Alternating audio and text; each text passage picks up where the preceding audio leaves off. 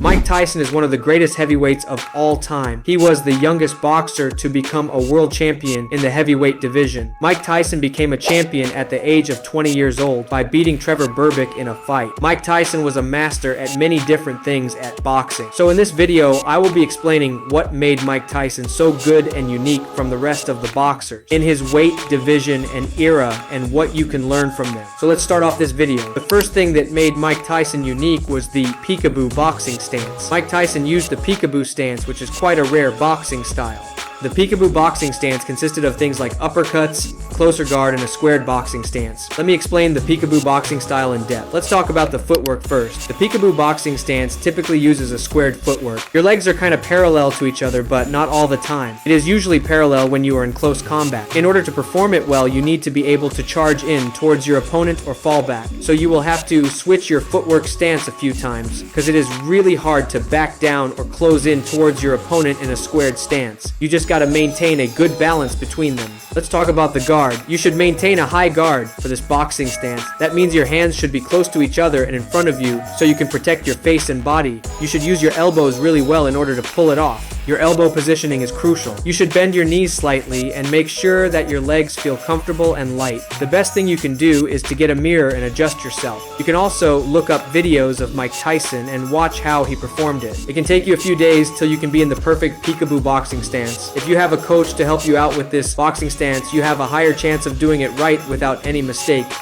Let's move on to another thing that separated Mike Tyson from the rest of the boxers. It was his head movement. There are only a few boxers who have completely mastered it and are on a whole other level. Some of them are Canelo Alvarez, Floyd Mayweather, and Mike Tyson. In my opinion, Mike Tyson has the best head movement out of all the heavyweights. Mike Tyson is exceptionally good at slipping and rolling. He was very fast and good at head movement, which gave him an advantage because he could evade punches and close in towards his opponent. And we all know if it is close combat, Mike Tyson can be unstoppable most of the time. To improve head movement, you can get a slip bag or make a slip line and start training your head movement, or pad work and sparring can help you a lot with it. Reflex bags can also be useful. Head movement has countless drills, so you can watch my head movement mastery guide if you want to learn everything about it. The basics of head movement are not really overcomplicated, so you can start getting better in a few weeks of training, but getting advanced can take a lot of time.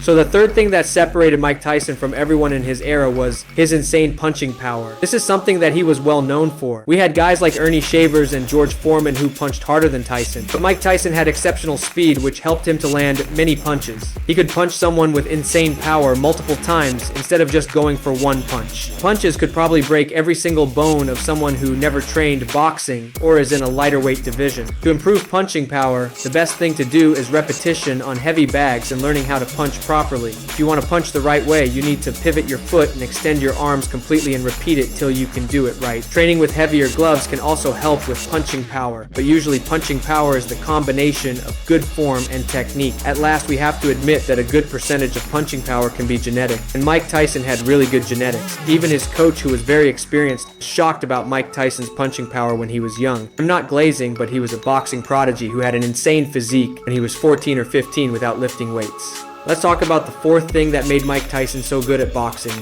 It was his speed. Mike Tyson was one of the fastest heavyweights in his prime. He had a prime of a few years where he was unstoppable. Speed played a huge role in it. To improve speed, you can do mitt work and get faster each time you do it. Shadow. Boxing with dumbbells can help with speed a lot. Just try it out for 5 minutes and take the weights off. Your hands get lighter and faster by a lot. Another tip is to slightly open your hands while punching and close them when you are going to punch. Punching speed can be increased in a short amount of time with these tips. The thing about Mike Tyson was that he had really fast footwork and head movement at the same time. Some people have good punching speed, but are slow at using their head movement or footwork, so that is something to work on. To be honest, boxing is not all about hard work. You need to work on the things which are important instead of just hitting the heavy bag all day, like many people do. Train for a good amount of time or make sure that your training is effective.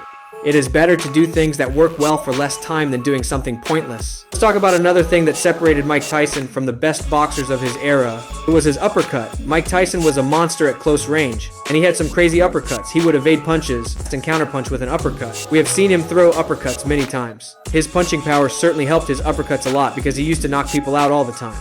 To master the uppercut, you can go train of those boxing bags which are rounded but have more height to it. I believe every single boxing gym has that bag because it can be used for both head movement and uppercuts. When you are doing bag work, you should switch bags sometimes so you can get good at using them. Let's talk about the sixth thing that made Mike Tyson better than most boxers in his weight division. It was using his abilities to his advantage. Mike Tyson was about 5 feet 10 or 11 inches. Most heavyweights were over 6'3", but Mike Tyson used his height to his advantage by mastering the Peekaboo Boxing stance. He learned things like staying low instead of standing straight and tall, and closing in towards his opponents and using his power. I would say he had more advantages than disadvantages, because having a strong punching power can be very beneficial. To fight tall opponents, he used his agility and head movement to his advantage. He did struggle against some opponents like Evander Holyfield, but having a record of 50 wins and 6 losses is really impressive, and he won most of his fights by a knockout, which proves that he was on a league of his own for a certain amount of time. A very important thing you can learn from it is that if you are a new boxer or genuinely want to improve, you need to use all the advantages you have to max potential. If you are decent at head movement, you need to go master it. If you are good at fighting intelligence, you need to master it. Most things in boxing are not about genetics, it is about the right training. The thing that makes people different is how they trained or who trained them. For example, punching speed is not really about genetics alone, it is about form, technique, and repetition. It might play a little role, but it should not bother you.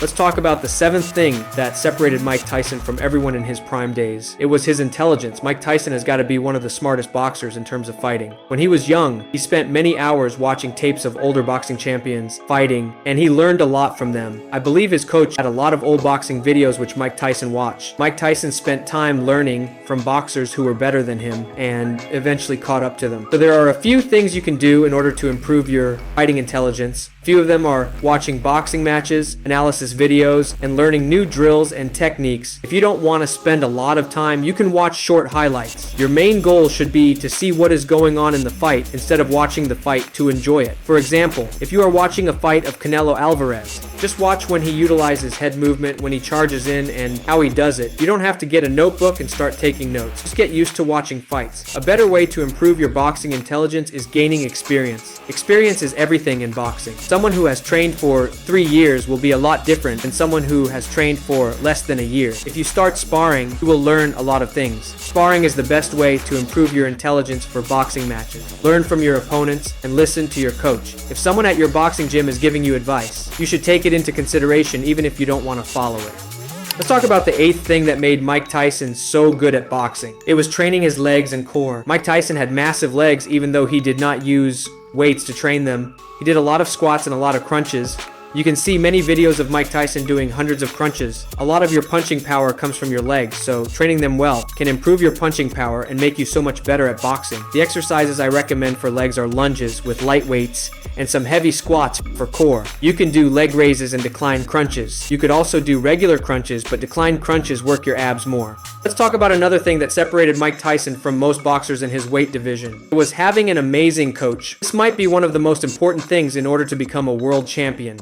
Having a good coach that can help you in your journey to becoming a world champion is very important. Mike Tyson had a coach who was named Cus D'Amato. He was one of the best coaches in boxing, and he developed the Peekaboo Boxing style and taught Mike Tyson how to use it. He knew that it would work well against taller fighters in his weight division, and he probably considered Mike Tyson's insane punching power before training him. There are a lot of fake coaches out there who don't really know how to train you. They might know what they are talking about, but some of them don't know how to adjust your form or how to train a boxer well.